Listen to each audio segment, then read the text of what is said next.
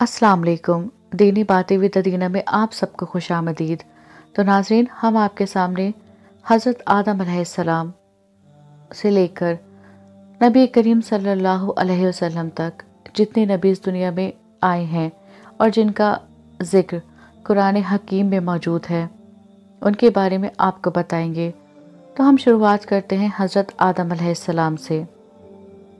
हज़रत आदम अलैहिस्सलाम सबसे पहले इंसान हैं जिनको अल्लाह ताला ने दुनिया में भेजा, और सबसे पहले नबी आप हैं। आप ही की औलाद सारी दुनिया में फैली। आपका जिक्र कुरान पाक में 19 बार आया है। जब अल्लाह ताला ने दुनिया को आबाद करने का इरादा किया तो उसने फरिश्तों से कहा, मैं दुनिया में अपना एक नाइब खलीफा बनाना चाहता हूँ। फरिश्तों ने कहा, ए अल्लाह, तो दुनिया में ऐसे शख्स को नाइब करना चाहता है जो खराबियाँ करके और खून करता फिरे। हम तेरी तारीफ़ करने के साथ तेरी तस्बीह और पाकी बयान करते रहते हैं। अल्लाह ताला ने फरमाया, मैं वो बातें जानता हूँ जो तुम नहीं जानते। अल्लाह ताला ने हज़रत आदम अलैहिस्सलाम को सब चीज़ों के नाम सिखा दिए। फिर उनको फरिश्ते के सामने किया और फरमाया, अगर तुम सच्चे हो तो मुझे इनके नाम बताओ।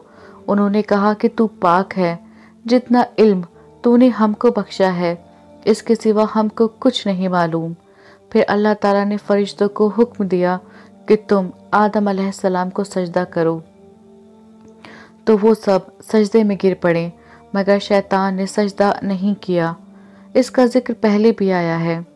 अल्लाह ताला ने हज़रत आदम अलैहिस्सलाम से कहा कि तुम और तुम्हारी बीवी जन्नत में रहो और जहाँ से चाहो खाओ पियो, मगर एक ख़ास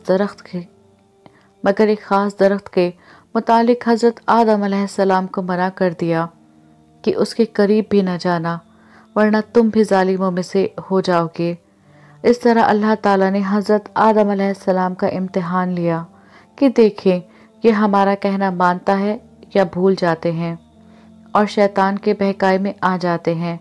शैतान जो पहले ही हज़रत आदम अलैहिस्सलाम से नाराज़ था कि उनकी वजह से वो अल्लाह ताला के दरबार से निकाला, और ख़ुद अल्लाह ताला की लानत उस पर हुई, और उसने कसम खाई थी कि मैं हज़रत आदम अलैहिस्सलाम और उसकी औलाद को क़यामत तक बहकाता रहूँगा कि अल्लाह ताला का कहना ना माने और खूब बुराइयाँ फैलाए। वो हज़रत आदम अलैहिस्सलाम और उनकी बीवी हज़रत हव्वा अलैहिस्सलाम को बराबर बहकाता रहा कि उस दरख्त का फल तुम ज़रूर खाओ, उसके खाने से तुम फरिश्ते बन जाओगे, जन्नत में से कभी न निकलोगे। आखिर एक दिन हज़रत आदम अलैहिस्सलाम और उनकी बीवी हज़रत हव्वा भूल से शैतान के बहकावे में आ गए और दरख्त का फल खा लिया। फल खाते ही दोनों बरहना हो गए और जन्नत का लिबास उनके बदन से गायब हो गया, और वो जन्नत के पत्तों से अपने बदन को छुपाने लगे। अल्लाह ताला ने हज़रत आदम अलैहिस्सलाम से कहा कि हमने कह दिया था कि इस दरख्त के पास भी न जाना और शैतान के कहने में न आना, वो तुम्हारा दुश्मन है। तुम उसके कहने में आ गए। अब तुम और हव्वा जन्नत में चले जाओ और दुनिया में जाकर रहो। हज़रत आदम अलैहिस्सलाम को जन्नत से निकलने और शैतान के बहकावे में आने का बहुत रंज हुआ। बहुत अरसा तक अल्लाह ताला से माफ़ी मांगते रहें और रोते रहें कि अल्लाह ताला मुझे माफ़ कर दे। आखिर अल्लाह ताला को रहम आ गया और हज़रत आदम अलैहिस्सलाम को ये दुआ सिखाई कि ए हमारे रब, हमने अपने ऊपर जुल्म किया और तू हम पर रहम नहीं करेगा तो हम बड़ा नुकसान उठाने वालों में से हो जाएंगे। तो हज़रत आदम अलैहिस्सलाम ने ये दुआ बहुत गिड़गिड़ा कर मांगी, और अल्लाह ताला तो बहुत रहम करने वाला है।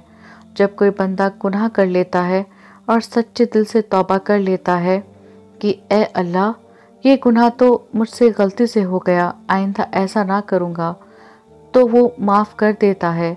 चुनाचे हज़रत आदम अलैहिस्सलाम को भी अल्लाह ताला ने माफ़ कर दिया और फिर कहा कि तुम और तुम्हारी औलाद दुनिया में रहो, और ये बात याद रखो कि जब मेरी तरफ से कोई नबी अलैहिस्सलाम मेरी हिदायत लेकर तुम्हारे पास आए तो तुम उसका कहना मानना।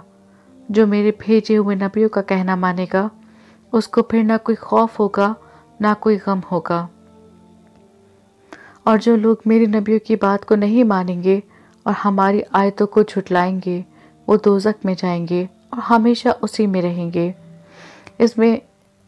اس کے بعد حضرت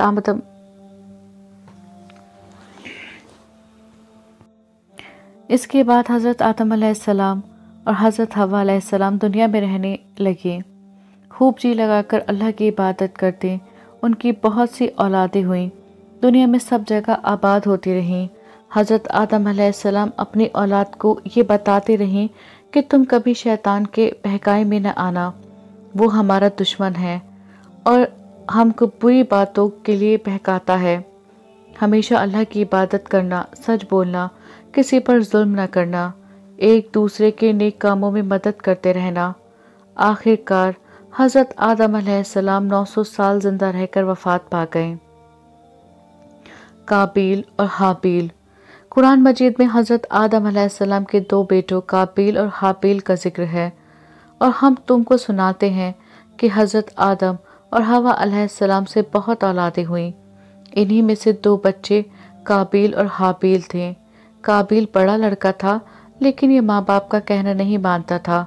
حابیل چھوٹا بھائی تھا جو ماں باپ کا کہنا مانتا تھا۔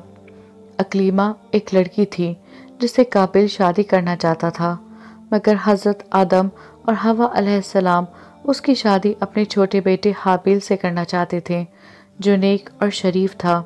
اس لیے قابیل اپنے ماں باپ اور بھائی کا دشمن ہو گیا۔ اللہ تعالیٰ نے حکم دیا کہ تم دونوں قربانی کر کے پہاڑ پر رکھاؤ، جس کی قربانی قبول ہوگی اس سے اکلیمہ کی شادی کی جائے گی۔ اللہ تعالیٰ کو اپنے نیک بندے پسند ہوتے ہیں، وہ ان کی مدد کرتا ہے۔ آسمان میں ایک آگ آئی اور حابیل کی قربانی کو لے گئی، یعنی حابیل کی قربانی قبول ہو گئی۔ اب اس کے بھائی قابیل کو بہت غصہ آیا۔ اس نے حابیل سے کہا کہ میں تم کو قتل کر دوں گا۔ حابیل نے کہا اللہ نیک بندوں کی قربانی قبول کرتا ہے، اگر تم مجھ سے لڑو گے تو میں بھی تم پر ہاتھ نہیں اٹھاؤں گا۔ آخر ایک دن قابیل نے حابیل کو قتل کر دیا۔ دنیا میں یہ پہلا قتل تھا جو قابیل نے اپنے بھائی حابیل کا کیا تھا۔ قتل کرنے کے بعد قابیل کو فکر ہوئی کہ حابیل کی لاش کا کیا کرے، کس طرح چھپائے۔ اس نے دیکھا کہ ایک کوا چونچ سے زمین کھود کر ایک دوسرے مرے ہوئے کوے کو دفن کر رہا ہے۔